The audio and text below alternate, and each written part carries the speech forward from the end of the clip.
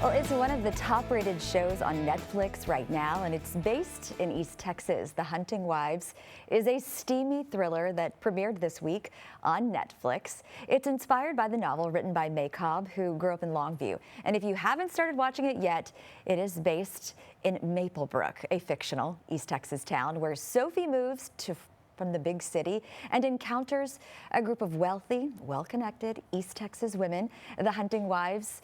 And from there, well, all the drama then ensues. This morning, we are thrilled to have the talented author May Cobb and fellow East Texan on Morning Y'all.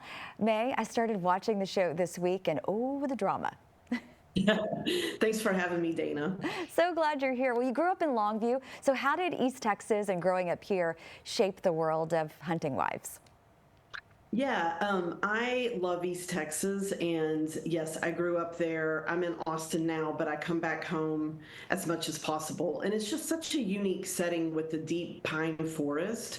It's so beautiful, but it also is like a really good setting for an eerie noir story. So, and I just love the idea of like socialites behaving badly. It is a lot of fun. So what inspired you to start writing in the first place? Oh gosh, going back 25 years ago, I started to write a book about a jazz musician, Rahsaan Roland Kirk, and that sort of led me down the rabbit hole of writing, and then I veered over into thrillers. And how did you get your work noticed? I can only imagine how difficult that is for all the aspiring writers out there. Yeah, it's been a long journey. I'm now in my early 50s, and so I'm not good at math, but about 25-year journey to get to where we are today. My first novel was published in 2018, and it's just a lot of, but it's like anything else. It just takes time and dedication and faith and patience. Let's talk about the Netflix deal. How did this even come about? Yeah, so when The Hunting Wives, the novel came out, we quickly sold the television rights, and then we also were faced with a global pandemic, and so it slowed things down a little bit. But yeah, the my wonderful agents, both literary and film agents, sold it to Lionsgate and the fabulous producer Erwin Stoff, and he shepherded it through to the show that we have today. And I also have to give credit to Rebecca Cutter, the showrunner and head writer. She really did an amazing job adapting it. And I heard you guys work closely together, so how was it to see it come to life on the screen?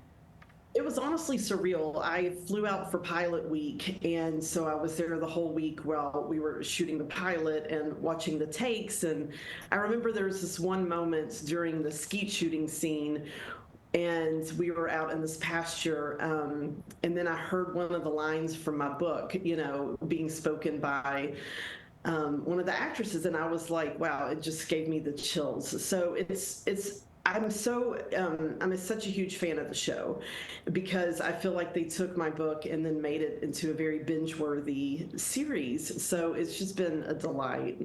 Yeah, they got some big actors and actresses: Brittany Snow, Malin Ackerman, Dermot Mulroney. I get that had to be pretty fun being on the set. But what everybody wants to know now, who's been watching it this week, is there going to be a second season?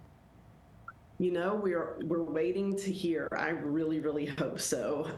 I feel like there's so much more story to be told, and it ends on a cliffhanger. And also, the cast and crew were so wonderful. We all just want to get back together and work together again. Well, you have lots of family and friends here in East Texas. What do they think of you setting all your books, or many of your books, here in East Texas? I think they think it's pretty fun and cool, and they can recognize some of the places, and yeah, everyone's just been super excited and proud, and I just love to be able to celebrate East Texas. Any other books that you want to have adapted to see on the screen next? Oh my goodness, yes. I have a book coming out in January called All the Little Houses, and it's sort of my take or love letter to Little House on the Prairie. It's also set in East Texas, and it's another soapy sort of salacious thriller. So I would love to see that. And you mentioned that these are thrillers, so they're for mature audiences, so that's something to keep in mind. But will we be seeing you in East Texas anytime soon? We'd love to have you here in person on Morning Y'all. Oh, that would be amazing. Thanks for inviting me. Just give me an excuse and I'll be in the car. Thanks so much for being with us. I can't wait to see the rest of the series, and I'm going to pick up the book. I got to read it now. Thank you, Dana. All right, you have a good one. Take care. You too.